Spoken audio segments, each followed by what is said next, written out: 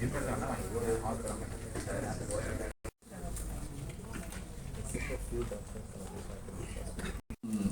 medical director, Dr. and welcome all the press people who are gathered here to because whatever the new innovation comes, there will always be a responsibility to share to the common people. That will be the more important thing, so that it will get spread in a good way to all the people. I'll welcome you all for the gathering. Thank you. I'm sure most of the there are billions of good doctors around the world. But the second is, what makes you great? You say that doctor is a great doctor. What makes you great? Then it's a tough call. And it needs a lot of commitment, lot of hard work. You have to do a lot of sacrifices. And you have to be very, very precise. You have to do a lot of, you should be very passionate about the work which you are doing. There are lakhs of doctors around the world who are great. Now the third one, which is the toughest of all. What makes you a legend? When you say legend, we know the Sachin Tendulkar in cricket and Roger Federer in tennis and then Messi in football. The legends, it's not easy. It's a different orbit altogether and it's a different world altogether. To reach that place, what makes you a legend? It all depends upon how many people's life you have touched and how many people's life you made happy and made them healthy as far as the doctor is concerned. And your contribution to the medical field has improved the health of millions of people around the world. You are a mentor to a lot of young cardiologists, and you are a role model to all others in the field. When we talk about legends, the numbers are reduced to hundreds. Now, if you want to see a legend in the field of interventional cardiology, he is sitting right with us. Let us give him a big round of applause and extend a warm welcome to one and only Professor Antonio Colombo from Milan, Italy. It's my pleasure, privilege and honor to welcome you, sir, to this august audience. Now, Professor Colombo is a professor of cardiology at Humanitas University in Milan. He is also the director of cardiac cath lab in Columbus Hospital. He is a professor of medicine in Columbia University, New York. He has over 4 decades of experience in the field of clinical cardiology, interventional cardiology, and structural intervention. He is a great human being, a great teacher, an academician, a mentor with an excellent, keen interest in clinical research. He is on the editorial board of most of the international journals. He has authored several books in most of the interventional cardiology textbooks. He has received several international recognitions. He has more than 500 articles. I repeat, more than 500 articles in very recognized international cardiology journals. So Dr. Colombo has performed several landmark trials which has benefited again millions of people around the world.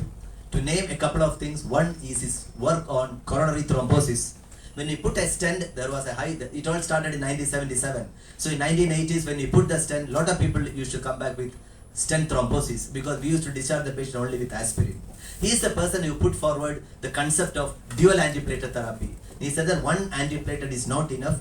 DAPT is necessary to prevent stent thrombosis, and that has benefited millions of people around the world, and that has made coronary angioplasty safer. The next one is his landmark work on IVUS. He has done IVUS in people coming with stent restenosis and has proved that the commonest cause of restenosis is incomplete expansion of the stent, and he put forward the concept of aggressive post-dilatation. These two has improved the outcome of angioplasty and has made the angioplasty safer. He is a highly respected guru to most of the interventional cardiologists over the world and has brought several innovation, ideas and concepts in the field of cardiology. When we listen to him, he makes things very simple and clear, and that is the quality of a great doctor, a great teacher.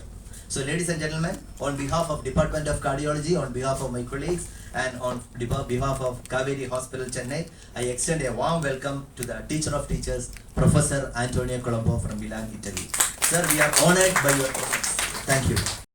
And I was really impressed how people reacted immediately. So it's really, I'm very impressed. Honestly, I'm very impressed the way these emergencies was taken care effectively. So let's go to the topic of today. I will be a little bit technical, but I hope not too much. Angioplasty, we all know, is a balloon dilate an artery which is narrow and compresses the plaque and makes the artery large again. This was invented basically by Dr. Andreas Grunzig in 1977 with a lot of advantages. Nevertheless, and I was part of the beginning of angioplasty, not rarely the balloon created a fracture in the artery and the artery occluded. And that's the reason why when we were doing angioplasty in 1981-82, we always had bypass surgery readily available. And we were sending a patient to an emergency bypass at least one time a week. So it was really, and when the patient went to bypass, was usually an emergency with all the consequences of emergency procedure. Then came the stent. The stent was an unbelievable innovation, but not necessarily because prevented re-narrowing, prevented restenosis. Restenosis is something bad, but it's not dramatic. The beauty of the stent is that when the artery was getting closed because dissected, placing a stent immediately the artery stayed open and we could avoid emergency bypass surgery. So stent saved lives. Then we had the problem of stent thrombosis. I was contributor with many other doctors. The discoveries are always a group discovery. It's like an army. There is one leading the flag, but there is a lot of other people behind the flag. So I have to thank many other people that contributed. The stent resolved the problem of occlusion and mitigated the problem of restenosis because there was still some late narrowing around the metal. Then came drug-eluting stent. Drug-eluting stent means that the stent has on top of metal a special medication named sirolimus, limus, various brands, that prevent re-narrowing by decreasing the hyperplasia, by decreasing the scar formation around the stent.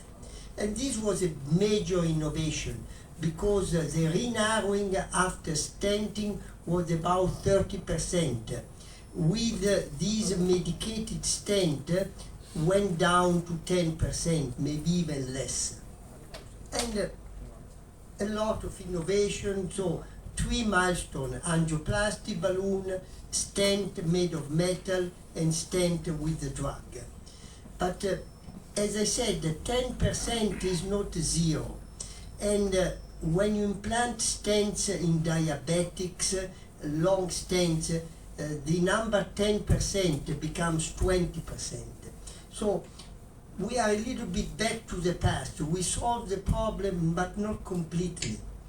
And what can we do? We can implant additional stents, but one stent on top of the other is not always a good idea. And the stent is always a foreign body. If it's a very short foreign body in length, it's okay. But when you implant very long stents, you convert a flexible artery like the coronary into a rigid tube, which is not what the physiology able to deliver the same drug that is on the stent, to deliver the drug to the wall without the need to implant a stent. So the question is, why not implanting a stent?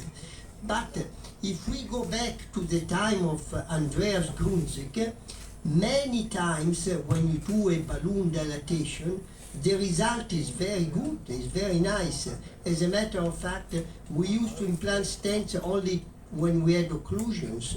So if the result after balloon dilatation is good and you have the possibility to deliver a healing drug without putting a foreign body, this is an advantage because first you simplify the procedure, second you don't put a foreign body inside the artery, and third you may even make the medication to take after the procedure more simple. So this is the new innovation. This is not an innovation replacing the stent. It's an innovation that is used in some setting when the stent may not be needed. So this is important because we simplify the procedure and we make the physiology more closer to Mother Nature. How many times can you do that? Now we're about 30%, 3 out of 10. And we need studies, we need follow-up. Maybe the 30% in 3 or 4 years will become 50%, or maybe will go down to 20%. But I think this is a new field which will help our patients, I think, to live longer and to live with less side effect.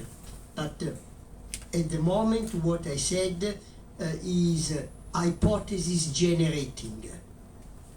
We need studies, we need follow-up, and we will take some summaries in a couple of years. But that's my speech, and I will really appreciate some questions, because only with questions we get into more details and clarify more. Please. Doing drug-coated balloons. So this has been a major limitation, We have used rotational atherectomy, we know it's called rotablator, we have used laser, now we have lithotripsy or shock wave to break the calcium, and we are successful, not 100%, but much better than before, and we can implant the stent better. When we do imaging, as you said, and there is calcium, the stent is deformed, is not well expanded, and if you break the calcium without removing, just breaking, the stent becomes more circular, and a circular morphology is good for the flow, because the arteries were created round, not in a funny shape. With a drug-coated balloon, there have been a lot of concerns, and your point is well taken. What happens when you place the drug on the calcium? The calcium is an amorphous surface. Does the drug stays on the calcium? How can it stay? It's not a sponge. So this is an open question, and honestly I have no clear answer. We believe that the drug will go underneath the calcium and go into the media of the wall. Preliminary data tell us that if the lumen has been made large enough, the drug will work. But this question is still waiting for a good answer, so we are doing studies how the drug-coated balloon behave in calcified lesions, and maybe by beginning next year I will give you the answer. Could be good, bad, mediocre. Understand when the result of balloon dilatation is sufficient to allow usage of drug-coated balloon and not implanting a stent. A stent, as we know, is a scaffold that you put like in a tunnel to keep the tunnel stable.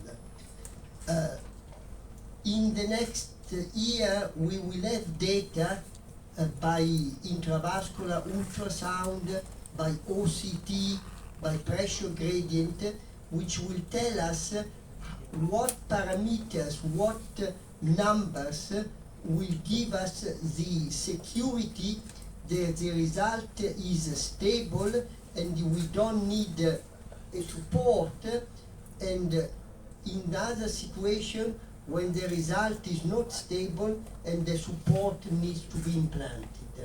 We have some knowledge because we are doing this experience with drug-coated balloon for the past 2 years, so we are getting data, publication will come, so we have not only intuition, we have some data.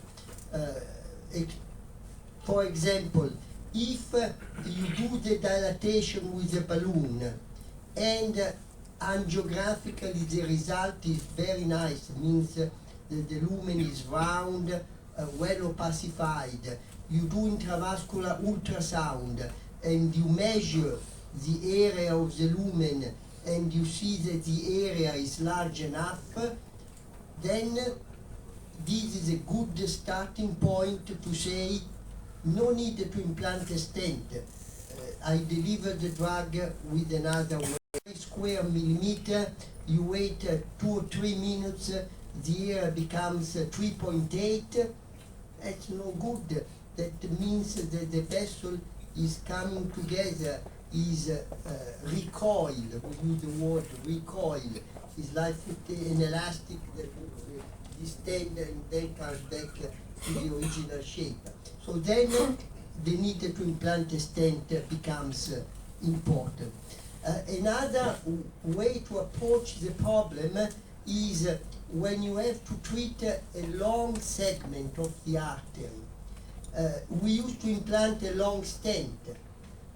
Now we have seen that maybe in 60% or 50% the result is good enough, and you have only to implant a stent at the very beginning of the narrowing. So instead of implanting a stent long 25, you implant a stent long 10, because all the other result is good enough and the drug-coated balloon is sufficient. So you limit the stent length, you limit the amount of foreign body intrusion into the body. So these are all refinement way. Should we call this a revolution? Maybe it's too much of a word. Is a refinement. How do you see the resurgence of the bioresorbable scaffold? Because then you still have an option of not having a... There's still a need for a stent which disappear, but the way is more complex than DCB, because the bioresorbable has on his back a lot of failures. So we are back underground. We have to go back to the ground and then climb the Everest. You also mentioned distinctly the recoil of the vessel.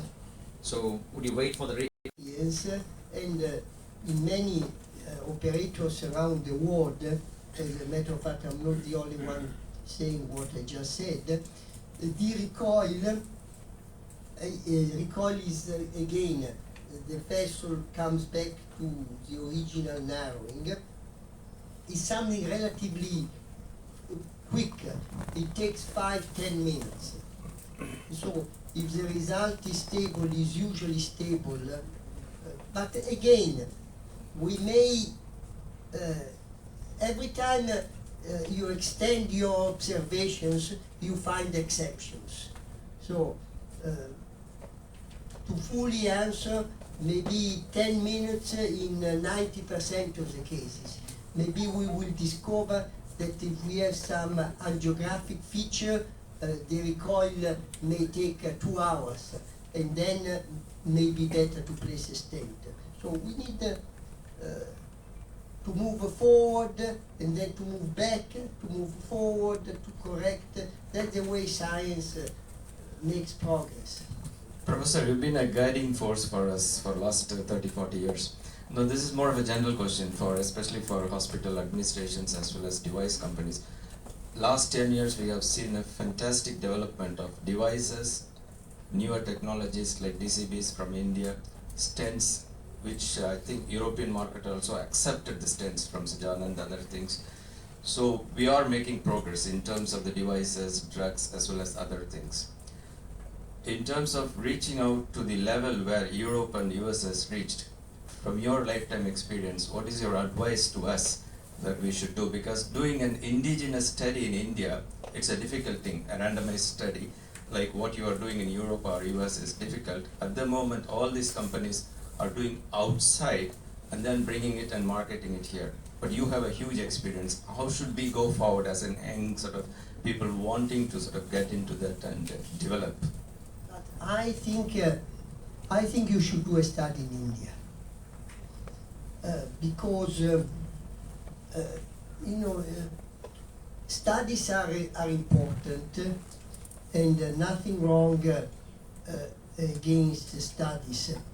But nowadays, a study is so expensive. I don't know if you really need it to make so expensive, but the bottom line that is very expensive. And every time you plan a study, you must have a supporter behind, and the supporter behind, willing to pay for the study, wants the results. Sometimes before having done the study, they say that a proper study you should write the discussion before the results. So I'm a little bit drastic, but I think there is a need to go back to some honest, not that the other studies are not honest, but really what I call investigator-driven studies. Studies led by medical school, by university, by hospitals, not necessarily interested to sell the device, but to be a little bit more humble and to be willing to take the risk also to do a negative study. And these, it happens, I'm not saying that the industry is in bad faith, but these tends less to happen, let's put it that way. And I think in a country like India, where the cost of many items and manpower is not so high, you can do good studies with important objectives.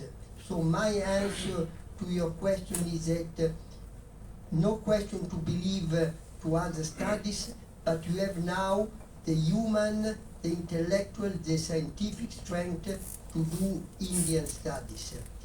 We have seen in the last 5-10 years an emergency of studies done in China.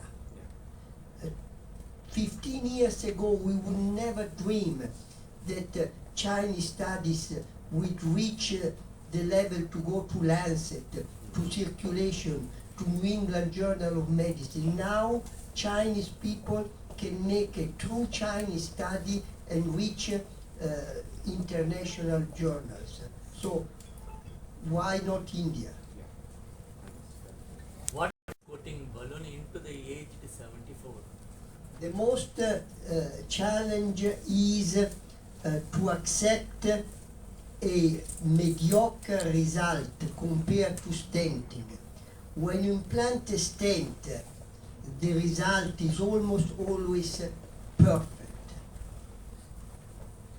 When you do not implant the stent, the result is good, but is not as perfect as the stent. And for people like me, which have gray hair, have been used to angioplasty without a stent, I know that. But young generations of interventionists are not used to a mediocre result. So they always feel that something is missing and they should be done in a better way. And they resist not to implant a stent. It's an act of faith, of looking in the future, I don't know, but it's something that people have difficulty to do. The drugs dosages differ for youngsters and older 74 is differ or same drugs dosage?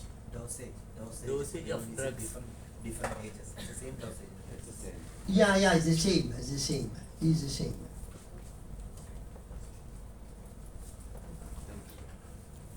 Thank you, Professor Antonio, for your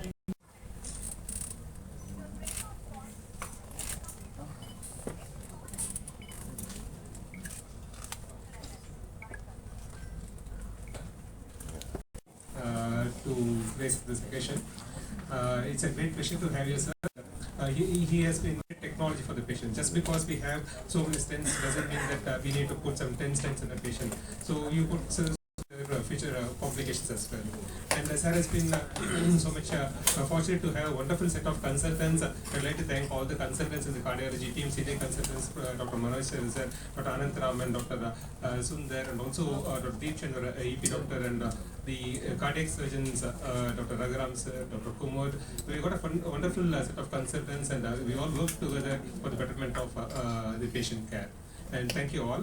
And let me sincere thanks to our co-founder and executive director, Dr. Aravindan sir, who has got this wonderful team together and also got a fantastic infrastructure in the hospital.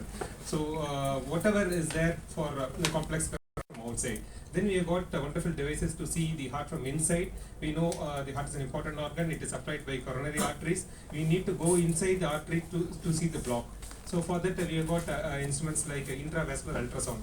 You would have seen ultrasound like we do for the abdomen for do an ultrasound scan. Similar ultrasound but very small instrument. It goes into the coronary artery. It can see accurately from within. So that is called IVUS, that's what the doctor is mentioning. And we have got another technology called OCT, optical coherence tomography, that again will be used to image the arteries from inside. So that is needed. And sometimes you want to do an angioplasty, you want to break open an calcified area. You need special instruments. We have some instruments called rotablation, where you can drill holes inside the block that we have. We have devices to dissolve that block altogether with a laser. We have got a laser angioplasty and all advanced equipments like Shockwave lithotripsy. Every armament is available with us. So thanks sir for getting this fantastic infrastructure and the doctors to do this infrastructure. Next I'd like to thank the wonderful members of our cardiology team. We can see our cardiac nurses, cardiac technologists, everybody is there and they all form part of our team and they provide comprehensive patient care. Thank you all. Finally, I'd like to thank members of the media and press who need to take this information to the public. So everybody needs to know that such fantastic technology like drug-coated balloons are available with us in Namma Chennai, in Namma Kaveri. So that people should know. So the latest technology available in the US or in Europe is available currently in here in our hospital, and every common man can make the best use of it. Thank you all for your wonderful and continuous support. Thank you. Thank you, sir. So if media has any doubts or if you want to take video bites, you can please come forward. We have Dr. K.P. Suresh Kumar and Professor Antonio who will address your queries. You can also please join us for lunch down at the 6th floor. Have a nice day. Thank you.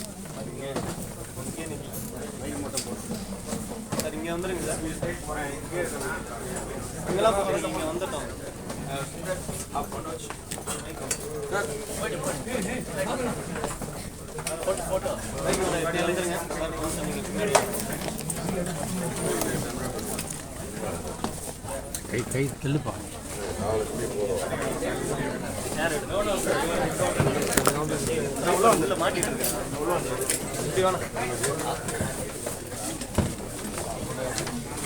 Bro நீங்களாம் கொஞ்சம் எடுத்துட்டு பின்னாடி வந்துட்டீங்கன்னா நாங்கள் எடுத்துருவோம்.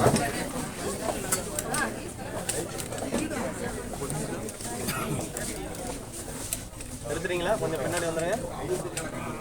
Mobile போட்டோலாம் bro, கொஞ்சம் mobile எடுத்து பின்னாடி வந்துடுங்க. அப்படியே இருங்க சார். ப்ரோ கொஞ்சம் வராங்க ப்ரோ. ப்ரோ கொஞ்சம் வராங்க ப்ரோ. கொஞ்சம் சார் 1 செகண்ட் சார். அப்படியே இருங்க சார்.